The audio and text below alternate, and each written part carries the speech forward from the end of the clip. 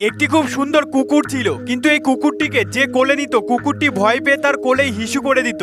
এই জন্য কেউ কুকুরটিকে পছন্দ করত না। এমনকি এই কুকুরের সব ভাই বোনগুলিকে সবাই নিয়ে চলে যায়, শুধুমাত্র এই কুকুরটি পড়ে থাকে আর কুকুরটিও উদাস হয়ে যায়। তখনই কিছু মানুষ এই কুকুরটিকে নিতে আসে, কিন্তু যখনই এখানকার এক কর্মচারী কুকুরটিকে কোলে নেয়, কুকুরটি তার কোলে হিসু করে দেয়। এই জন্য ওই লোকগুলো কুকুরটিকে না নিয়ে চলে যায়। ওই কর্মচারী খুব রেগে যায় আর কুকুরটির ওপর চিল্লাতে থাকে। কুকুরটি ভয় পেয়ে ওই কর্মচারীর ওপর লাফিয়ে ওখান থেকে চলে যায়। কুকুরটি দৌড় মারতে মারতে বক্সিং খেলার রুমে ঢুকে যায়। কুকুরটির সামনে একটি বক্সার দাঁড়িয়ে ছিল। যখন দেখে তার সামনে ছোট্ট একটি কুকুর দাঁড়িয়ে আছে, তখন তার চোখকে বিশ্বাস হয় না। বক্সার কুকুরটিকে উঠিয়ে দেখতে চাইছিল তার কোনো শক্তি আছে কিনা, কিন্তু ভয়ের কারণে কুকুরটি তার মুখে হিসু করে দেয়। এতটাই বেশি গন্ধ ছিল যে তার চোখ খুলতে পারছিল না। দর্শক জোরে জোরে তালি দিতে থাকে, যেন বিশাল কিছু হয়ে গেছে। বক্সার খুব রেগে গিয়ে কুকুরের ওপর লাফিয়ে পড়ে, কিন্তু সে নিজেই পড়ে যায় আর কুকুর লাফিয়ে তার গলার সাথে ঝুলে পড়ে আর ততক্ষণ ধরে থাকে যতক্ষণ এই বক্সার অজ্ঞান না হয়ে যায়। রেফারি গোনা শুরু করে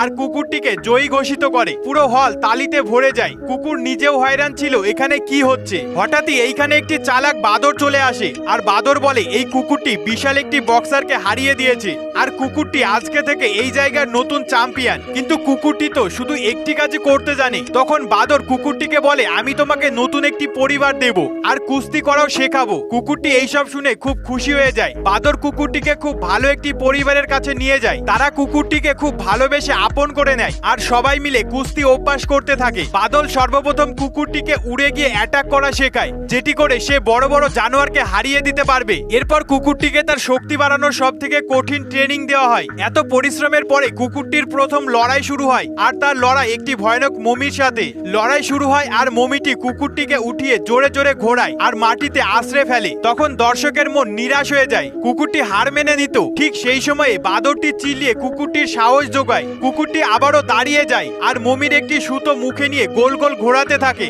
এত জোরে ঘোরায় যে সেই মমির পুরো সুতো খুলে যায় আর মমি অজ্ঞান হয়ে মাটিতে পড়ে যায়। কুকুরটি ওর ওপর দাঁড়িয়ে পড়ে। রেফারি আবারও কুকুরটিকে জয়ী ঘোষিত করে। এবারও কুকুরটির জন্য চারিদিক থেকে হাততালি ভরে যায়। কুকুরটি তার পরিবারের সাথে চলে যায় আর আবারও দ্বিতীয় লড়াইয়ের জন্য প্র্যাকটিস শুরু করে।